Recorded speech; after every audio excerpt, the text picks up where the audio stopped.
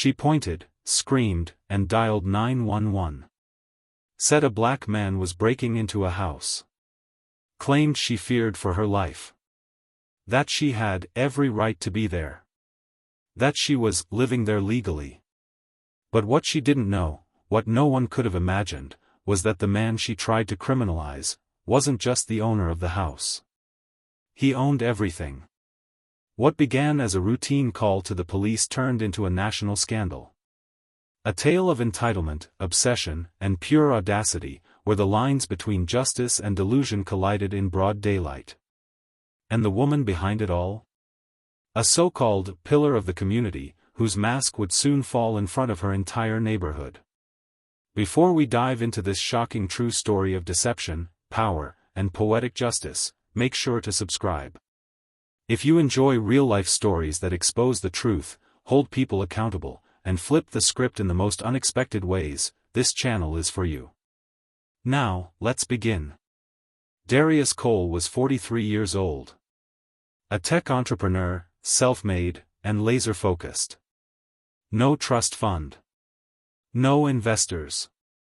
Just raw talent, thousands of hours of coding, and a drive that never let up. After years of grinding, he finally reached a level of success that most people only dream of. One of his biggest milestones? Purchasing a historic estate just outside Atlanta, 12 bedrooms, 5 bathrooms, private theater, and 4 acres of tree-lined privacy. This wasn't just a house. It was the culmination of a journey that began with nothing but a laptop and a vision. A quiet retreat for a man who preferred peace over attention. But that peace was about to be shattered. Darius traveled often, sometimes for weeks or months at a time, closing deals across the globe. He kept a low profile. Neighbors barely saw him. To the average passerby, the house looked empty. And to the neighborhood HOA, that was an opportunity.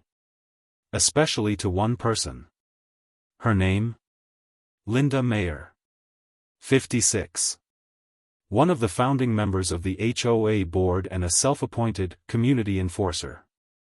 For 2 decades, she had micromanaged the neighborhood, measuring lawns, peeking through blinds, and filing complaints over everything from mailbox placement to curtain colors. To most, she was a nuisance. To Darius? She would become something far worse. While he was overseas finalizing a $15 million merger in Europe, Linda started watching the house more closely. When the landscaping crew stopped showing up, she called an emergency HOA meeting. Her claim? The mansion had been abandoned. She urged the board to classify it as a community asset, even suggesting it could be repurposed as a shared space. But her real plan wasn't about helping anyone. It was about taking what didn't belong to her. Under the pretense of an HOA inspection, Linda entered the property. She located a contractor lockbox hidden near the garage. Inside was a spare key. And instead of reporting it, she kept it. 2 weeks before Darius returned, Linda moved in. She didn't just crash there. She staged the home, brought in her belongings, arranged the furniture, even had family over for dinner. When neighbors asked what was going on, she confidently told them Darius had rented the house to her temporarily while dealing with legal matters abroad. No one questioned her. She was on the board. She acted like she had authority. But then, Darius came home. He pulled into the driveway after a long international flight. The sun was setting. His luggage in the back seat. He looked forward to one thing, resting in his own space. But something was off. Lights were on. A chair was on the porch that didn't belong there. Shoes by the door that weren't his. And as he walked up, inserted his key, and opened the front door, someone screamed. Linda charged into the foyer, phone in hand, shouting, "Who are you? Get out of my house. I'm calling the police." Stunned, Darius raised his hands. "This is my house. Who are you?" But it didn't matter. She was already yelling into the phone. "Yes, 911. There's a black man in my home. I think he broke in. I feel unsafe. Darius calmly stepped outside and sat on the front steps. He pulled out his ID, his deed, and opened his smart home app, showing security footage of himself unlocking the front door. 5 minutes later, police arrived. They rushed toward Linda first, who was frantic, emotional, rambling about intruders and how she felt threatened. 2 officers then approached Darius. "Sir, can we see some identification?" He handed them everything. Driver's license showing the property address. Signed deed with his full name. Email confirmations proving his travel dates. He didn't flinch. He knew he had nothing to hide. But then, something unexpected happened. A black SUV pulled up. A private security agent stepped out. He worked for Darius, monitoring the property remotely. The moment the front door opened, a silent alarm was triggered, a backup measure Darius had set up years ago for peace of mind. The guard walked up to the officers and confirmed everything. "Mr. Cole is the legal owner of this home. He lives here. He has full access."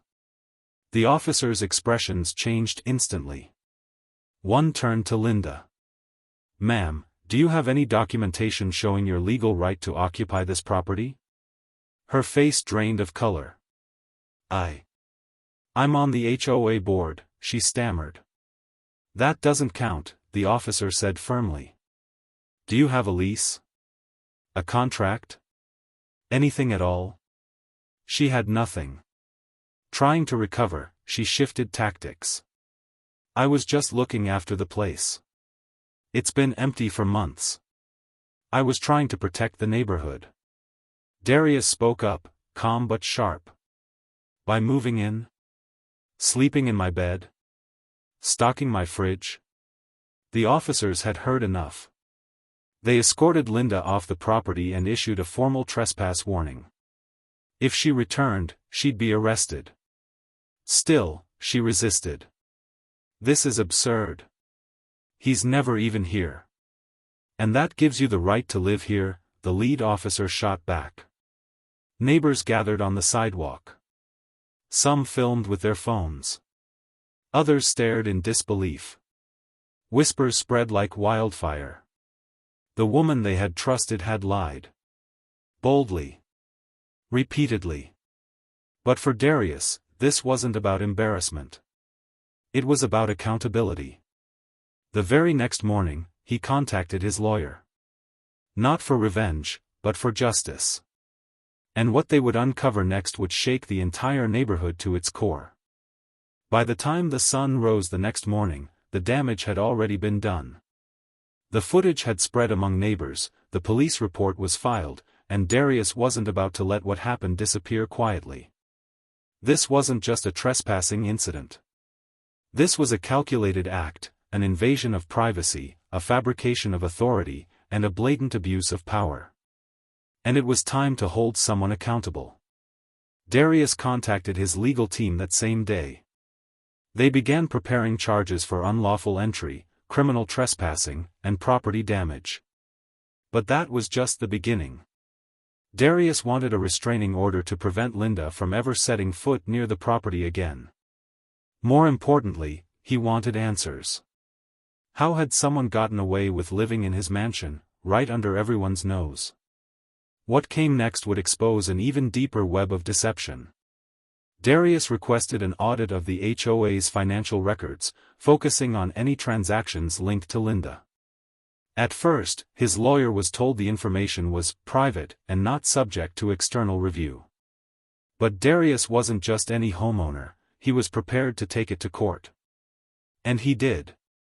Through a subpoena, the court demanded full access to HOA emails, reimbursements, internal memos, and Linda's activity logs over the past 12 months.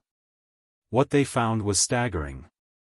Linda had filed multiple reimbursement claims under vague descriptions, security inspections, community watch hours, and temporary housing coordination. But those dates aligned perfectly with the time she had spent living in Darius' home. In essence, She wasn't just squatting, she was paying herself to do it, using HOA funds. It was organized fraud. Then came the biggest revelation. A digital forensic analyst reviewed the HOA's internal system and found a falsified rental agreement. The file had been uploaded just days after Linda was caught. It claimed Darius had agreed to let her stay temporarily and was signed electronically, by Darius. But metadata told the real story. The document had been created post-incident, and the digital signature was a forgery. The evidence was overwhelming. When the case was presented to a civil judge, Linda had no defense. Her attorney withdrew. The HOA board panicked. Residents, now aware of what had happened, demanded an emergency town hall. Emotions ran high. Some were furious that their dues had been misused. Others were shocked they had trusted someone capable of such elaborate deceit. And just like that, Linda Mayer was removed from the HOA board in a unanimous vote. But Darius didn't stop there. He began working with a non-profit legal group that defends homeowners against HOA overreach. Through his connections and resources, he helped them launch a public campaign, using his case as the centerpiece. News outlets picked it up. The story spread from local headlines to national media. And soon, lawmakers took notice. Darius testified at a state hearing, describing his experience and how loosely regulated HOA boards can spiral out of control. His testimony helped shape a new bill, one that would enforce independent audits, limit board powers, and strengthen protections against illegal occupancy and financial fraud. Within months, the bill passed. And the very neighborhood that once tried to erase him now watched as his name became synonymous with reform and resilience. As for the mansion, Darius restored it completely. Every room that had been invaded, touched, or altered was redesigned. But he didn't keep the house hidden behind gates. He opened it, hosting fundraisers, community events, and charity drives. Every visitor who stepped foot on that lawn saw the message loud and clear: this house was his, and always had been. Linda? She vanished from the community. Her name became a cautionary tale, whispered in meetings and side conversations. But she left behind a legacy she couldn't escape, one of fraud, failure, and humiliation. What she tried to take from Darius became her undoing. And the message was loud, clear, and permanent. You don't get to steal someone's life just because you think they're not watching. You don't get to rewrite reality because you think no one will question you. And you definitely don't get to weaponize fear and authority against someone whose only crime was coming home. If this story shocked you, do not leave without clicking that like button. If you believe in protecting what's yours, in standing up to abuse of power, and in never letting lies win, subscribe now. Share this video to let others know, justice is real, and it starts with you. And tell us in the comments, what would you do if someone moved into your home while you were away? We'll see you in the next one.